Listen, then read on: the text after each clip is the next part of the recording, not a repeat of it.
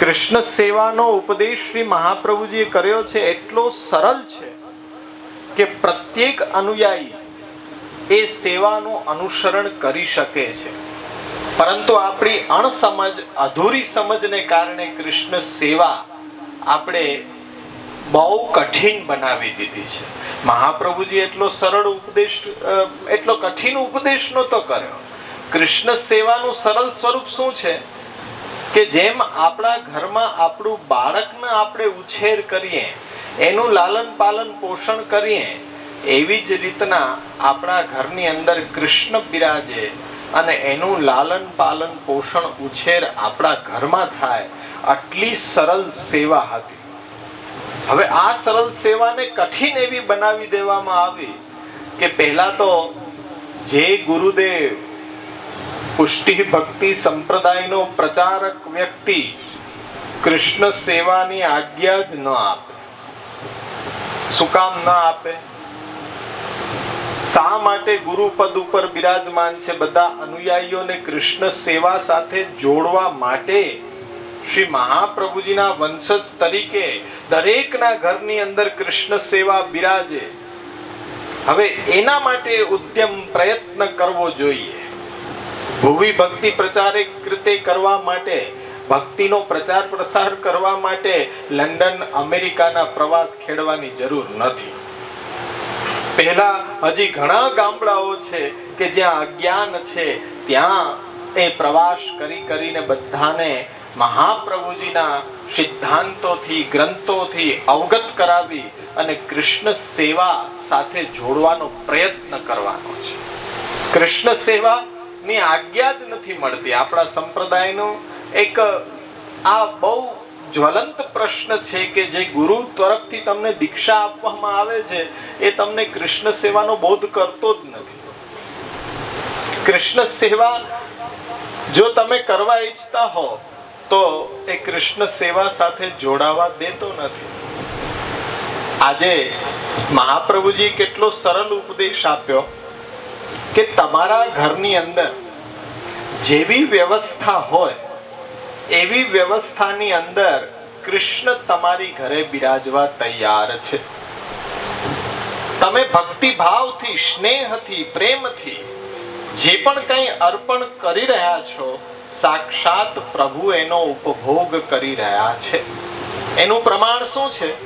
ભગવદ્ ગીતાની અંદર સ્વયં પ્રભુએ એ બાંહેધરી આપી કે પત્રમ ફલમ પુષ્પમ તોયમ યોમે ભક્ત્યા પ્રયચ્છતિ. જે પણ કંઈ ભક્તિના ભાવથી મને અર્પણ કરવામાં આવે છે એનો સાક્ષાત ઉપભોગ હું કરવા બંધાયેલો છું. તો પ્રભુ આરોગ્ય જ છે. પણ આજે એવા પ્રશ્નો આપણી સામે ઉપસ્થિત કરવામાં આવે છે કે સેવા તમે કેવી રીતના કરશો, કયા જલથી કરશો? પહેલો પ્રશ્ન એ આવે, કયા જલથી કરશો સેવા? હવે જલ એટલે કે આપણા ઘરની અંદર જે પાણી હોય એ પાણીથી અમે રસોઈ કરશું ને એનાથી જારીજી ભરશું. જે અમે પીએ છીએ એ અમારા દીકરાને પીવડાવશું. આપણા દીકરાને પીવડાવવા માટે કંઈ 5-6 કિલોમીટરની યાત્રા ખેડીને ગાગર ત્યાંથી ભરીને સારીને લાવીને કે તું આ પાણી પી, તને કુવાનું જ પાણી, તને આ જ પાણી એ તારા માટે યોગ્ય છે, અમારા માટે તો ગમે તે ચાલે છે, એવી વ્યવસ્થા હોય ના હોય. આપણા ઘરમાં જે પણ વસ્તુ, જે પણ પરિસ્થિતિ, જે પણ કંઈ વ્યવસ્થા છે એ જ વ્યવસ્થાની અંદર તમે કૃષ્ણ સેવા કરી શકો છો. પણ તમને દૂર રાખવામાં આવે છે કે તમે સેવા કરી જ ન શકો. તમારી પાસે જલની સુવિધા નથી, તમારી પાસે અત્યારના મેન મર્યાદા નથી. અરે મેન મર્યાદા એટલે શું? આજે આપણે એવો વર્ગ ઓળખીએ છીએ કે મર્યાદી વર્ગ. હવે મર્યાદી વર્ગ એટલે શું? કે મર્યાદા, મર્યાદા શબ્દનો અપભ્રંશ મર્યાદ થયો. હવે જેણે સંકલ્પ કર્યો છે કે શ્રી મહાપ્રભુજીના વચનો આધારિત, તેમના સિદ્ધાંતો આધારિત જીવન જીવવું, કૃષ્ણને સમર્પિત થઈને રહેવું, અસમર્પિત વસ્તુનો ત્યાગ કરવો, એવો જે વર્ગ છે એ પુષ્ટિ ભક્તિ સંપ્રદાયની મર્યાદાને પાલન કરનારો વર્ગ મર્યાદી વર્ગ. હવે આ તો બધા માટે મર્યાદા છે, કોઈ એવો વર્ગ અલગ ન હોય કે જેના માટે મર્યાદા લાગુ પડતી હોય, પણ આપણે બધા જે પુષ્ટિ ભક્તિ સંપ્રદાયના અનુયાયીઓ છીએ એને મહાપ્રભુજીના સિદ્ધાંતોની મર્યાદા એટલી જ લાગુ પડે છે જેટલી આ વર્ગને લાગુ પડે છે. કારણ કે એવા વર્ગની અંદર પણ મહાપ્રભુજીના વચનો અને મહાપ્રભુજીના સિદ્ધાંતોનું જ્ઞાન હોવું જોઈએ, પણ અજ્ઞાનતાવશ એ આજે સંપ્રદાયની અંદર મહાપ્રભુજીના સિદ્ધાંતોને ભૂલી અને કોઈ વ્યક્તિ વિશેષે બનાવેલા આચાર વિચારની મર્યાદાઓને પાલન કરતા હોય. આજે એવો આચાર આપણે પાલન કરીએ છીએ કે જેની પાછળ કોઈ વિચાર નથી કરતા. પછી એ યુવા વર્ગ છે એ આચારને અપનાવશે નહીં. આચાર કેવો હોવો જોઈએ? આચાર છે એ આપણે પાલન કરી શકીએ એવો આપણી દેશકાલ પરિસ્થિતિ અનુરૂપ હોવો જોઈએ. પણ વર્તમાન સમયમાં શું થઈ રહ્યું છે કે આ ચાલશે, આ નહીં ચાલે, આને તમે ઉપયોગ કરી શકો, આને ઉપયોગ નહીં કરી શકો. બે ત્રણ દાખલા એવા આપું કે જેનાથી આજે આપણને ખ્યાલ આવી જાય કે જે વર્ગ છે, સમજનારો વર્ગ કહેવાય છે, એને પણ અધૂરી સમજ છે. અધૂરી સમજ છે. આ જ રીતના મનોરથ નું આયોજન થયું અને યુવા વર્ગે બધાએ મનોરથ નું આયોજન કર્યું અને એમણે કીધું કે આટલા વૈષ્ણવોને પ્રસાદ લેવડાવો છે. બહુ સુંદર વસ્તુ છે. પછી હવે એવા વ્યક્તિઓ કે જે આ સામગ્રી સિદ્ધ કોણ કરે? તો મર્યાદી વર્ગ કરી આપતા હોય કે ભાઈ અમે, એ સેવાનો ભાવ છે, ઉત્તમ ભાવ છે.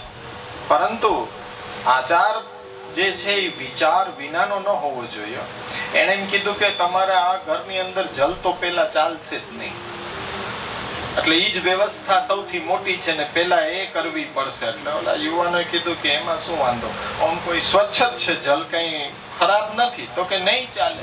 અમે કીધું ને એટલે, કારણ કે એમને ખબર ન હોય કેમ ન ચાલે, એટલે કે આગે સે ચલી આ રહી, આવું જ હોય.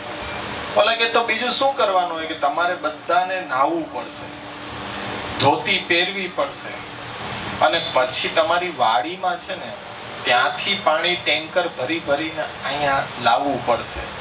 એટલે યુવાનો કહે છે કે મનોરથ તો કરવો જ છે, આ બધું કરવું પડતું હોય તો ચાલો કરી દઈએ.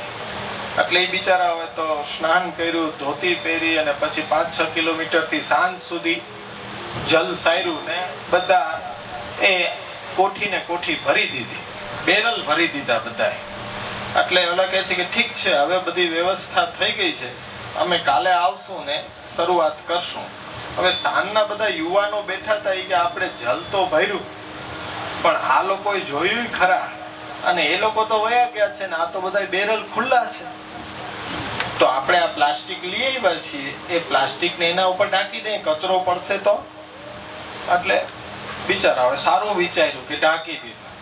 બીજે દિવસે સવારના આવ્યા, આ બધા કે બેરલ ઉપર આ કોણે પ્લાસ્ટિક ઢાંકી દીધું? એટલે ઓલા યુવાનો કહે છે કે અમે ઢાંક્યું છે, આ ખુલ્લું હતું એટલે આ હવે ચાલશે જ નહીં. બધા બેરલ કે હવે કે આ બધા પાછા ખાસા કરવા પડશે, ભરવા પડશે અને આ ચાલે જ નહીં. કે ઓલા યુવાનો કહે છે કે ભાઈ આ કોરું પ્લાસ્ટિક હતું, આ વાપરેલું નહોતું અને અમે ઢાંકી દીધું છે અધરથી, તોય ના હાલે, એ ચાલે જ નહીં કે બધું જલ ભરવું પડે. એક વાગે કે ઉભા રહ્યો, હવે મનોરથ કેન્સલ. હા ભાઈ કે એવું ન હોય, મનોરથ ના ના કે કેન્સલ જ. હવે આખી સાંજ અમે પાણી ભર્યું ને હવે કે ન હાલે એટલે કે કરવો જ નથી, આવો મનોરથ કરવો જ નથી. કે ઉભા રહ્યો, ઉભા અધર થી ઢાંક્યું જ ને? તો કે હા અધર થી ઢાંક્યું. હાલ ચાલ્યું કે ન ચાલ્યું? અને થોડી આંખ બતાડવાની જરૂર હોય એટલે બધું ચાલે. નહીં કે મનોરથ જ કેન્સલ. અમારે તો કે ઓમય લેવું ને ઓમય લેવું, અમારો કંદોય હારો કે કહી દે કે ઈ બધું બનાવી દે, પછી તમારે શું ચિંતા છે કે એ અમને સોંપી દે એટલે પછી તો 10-15 મિનિટ થાય, બધું પૂરું થઈ જાય. આ આચાર વિનાનો વિચાર કે ભાઈ સારું કર્યું છે, ઢાંકી દીધું છે તો ચલાવવું જોઈએ. હવે આટલા હેરાન કર્યા છે પછી એ મનોરથ ન થાય. આ કારણ છે કે અત્યારના યુવા વર્ગ દૂર છે કે આમાં તો મહેનત કરી કરીને થાકી જાવ ને, આનો ઉપરનો માળ કામ જ નથી કરતો. હવે બીજા મનોરથની વાત કરો. આપણી આ પરંપરા છે, પછી આપણે દુખડા રડીએ છીએ કે અમારો છોકરો સેવા કરવાની ના પાડે છે. આવી ભયંકર સેવા ઈ પહોંચે જ નહીં કોઈ દિવસ. આવી સેવા કે અમારાથી થાય જ નહીં. આ દેશકાલ પરિસ્થિતિને અનુરૂપ ચાલે જ નહીં. મનોરથ કરવા દોડી જઈએ આપણે બધા. પેલા પૂછવું તો જોઈએ ને કે ઠાકોરજી બિરાજે છે કે નથી બિરાજતા. વરઘોડો તૈયારી થઈ ગઈ, બેન્ડ વાજા વાગે, તમે બધા નાચાકૂદ કરો, પણ વર જ ન હોય તો ત્યાં બધા પહોંચી જાવ પણ વર જ નથી. એ પેલા પૂછવું જોઈએ ને કે ભાઈ લગ્ન કોના છે, કોનો વરઘોડો છે, વર હાજર છે કે નહીં. પણ તમે બધા તો નાચવા કૂદવા લાગ્યા બધા, અને અહીંયા સામગ્રી સિદ્ધ થઈ ગઈ ત્યાં સુધી વરરાજાનું ઠેકાણું નહોતું. અને પછી બહાર આવીને એમ કહે છે કે સામગ્રી પહોંચાઈ ગઈ છે, હવે ઠાકોરજી પધરાવો. તો યુવાનો એમ કે છે કે શું હવે અહીં તો ગામમાં એકેય ઠાકોરજી નથી બિરાજતા. અરે કે ભાઈ પેલા કેવું તો કે આ બધું, એટલે કે સમસ્યા શું થઈ ગઈ, બધું તૈયાર થઈ ગયું ને, હવે ટેરો હટાવી લ્યો એટલે હમણાં કે બધું અમને આપી દેજો. એટલે અમે તો કે ના ના એમ ક્યાંથી અમારે લેવાય, અસમર્પિત વસ્તુના તસ્માદ વર્જન માચરે. તારે સમજાવો એ નહીં. યુવાન કે પ્રશ્ન શું છે કે ઠાકોરજી વિના અમે કેમ લઈએ.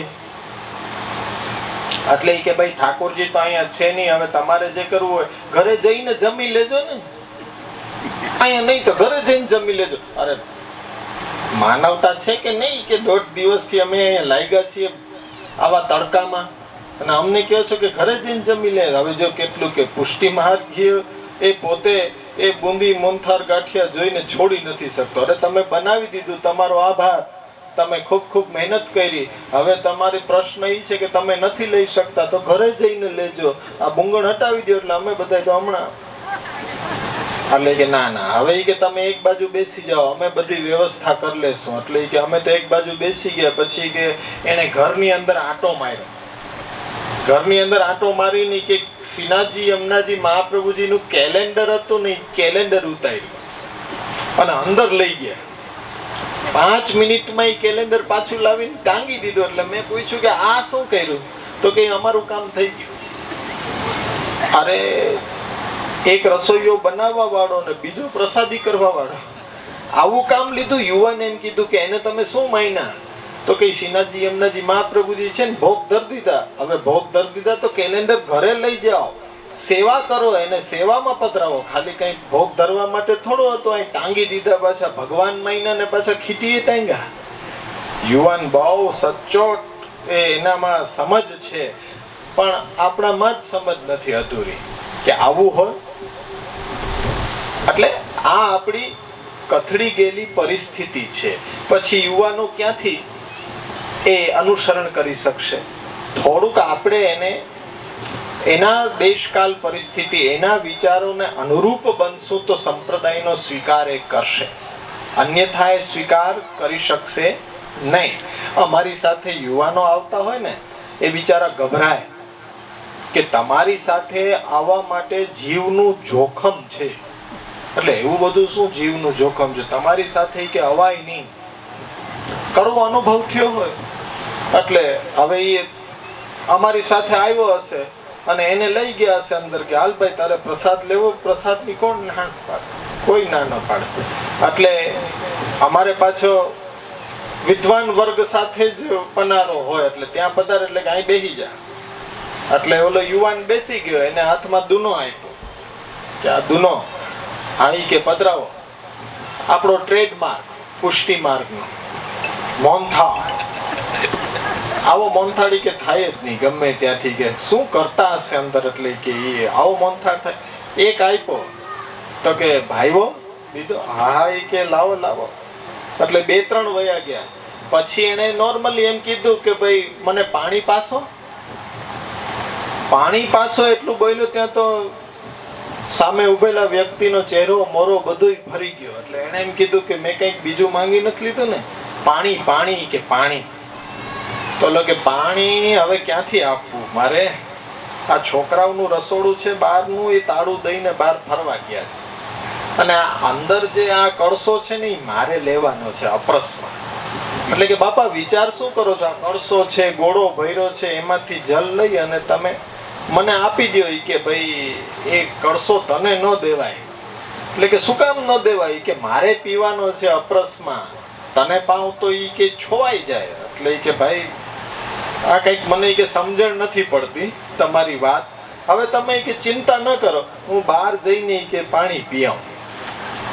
અડધા રસ્તે અમને વાત કરી કે આ તો ઠીક છે કે મોનથાળ ગળાની નીચે ઉતરી ગયો તો, બાકી જો વચ્ચે રહી ગયો હોત ને તો આ પાણીની દોડાદોડીમાં મારા જય શ્રી કૃષ્ણ ભેગા બોલાતી કે હમણાં હાઈ નાઈ. એટલે કે જીવનું જોખમ છે સાથે આવો. તમારો ધર્મ એવો છે કે મોનથાળ ખવડાવે ને પાણી ન પાય? અમારો ધર્મ એવો નથી. અમે કીધું તે અમને કીધું હોત અમે તને અમારી લોટી આપી દે. અમારા આચાર્ય શ્રી ગુસાઈજી છે, એ ગુસાઈજી આ શું અપરસમેન્ટ આપણે તો સ્ટીલના વાસણને આપણે બહાર ન કાઢીએ કે એ અમારા ખાસાનું છે, અપરસનું છે, તમને હાથમાં ન દેવાય અને તમને અધરથી ધાર કરીને પીવડાવે. આજનો યુવાન એમ કે છે કે અમને પીતા ન આવડે, આડી અવળી ધાર વહી જાય તો કે મુસીબત થઈ જાય. એટલે કે અમને હાથમાં આપવામાં શું પ્રોબ્લેમ છે? એમાં જલ ન પાયું, તમારું કોઈ ખરાબ નથી દેખાણું, સંપ્રદાયનું ખરાબ દેખાણું છે. કે પુષ્ટિ માર્ગની અંદર મોનથાળ ખવડાવે છે પણ પાણી પાતા નથી. યુવાને એમ કીધું એટલે ન જવાય, જીવનું જોખમ છે. પણ એને કોણ સમજાવે?